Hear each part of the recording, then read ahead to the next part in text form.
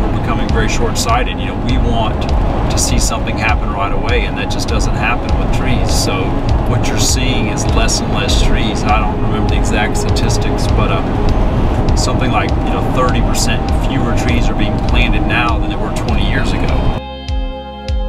People don't realize that trees are a crop. There's a lot of research going into the genetics of trees. We would plan our harvesting schedules on what we call a 40-year rotation. The time that you plant trees, you carry them through the whole cycle of their growth, and then you cut them and reforest them. We have time, we have energy, and that we should do something. And everyone's just assuming that someone else is doing something. The problem is, who is someone else? We need to be the someone else. We need to be the ones to actually do something. The capture of carbon seems to be one of the things that most scientists will agree on. I don't know if they all agree that we're having global warming, but they do agree that carbon seems to be a culprit in anything. So trees are just a natural carbon sink and a natural carbon storage, and it's a cycle that can be repeated. You don't have to go live in a cave. You don't have to live without air conditioning. You can just plant a tree a month. If each of us would just plant one tree a month, we would all be carbon neutral. And I think that's something that we could all do. I mean, $10 a month, we can afford that. We have this forester out here that makes sure all these trees are being planted. We make sure these fire lines and that our territory is marked and all that sort of stuff. So it actually is the fairest price that we can do.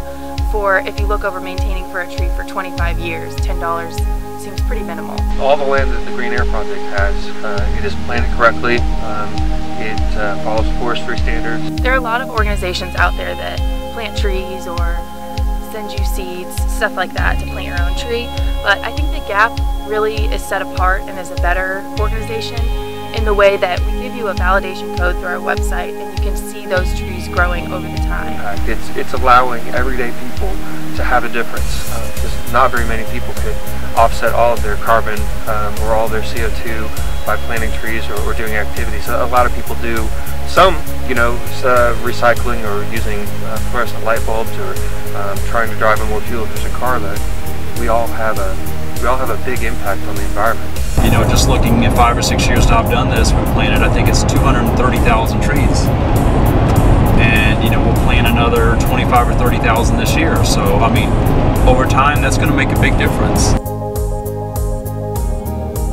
There are folks who would say, well, let's shut down this industry or that industry, but that's not possible. Science has provided many solutions. We don't always know what the problems are, but when new problems do develop, we have the will and the way and the technology to try to solve those problems.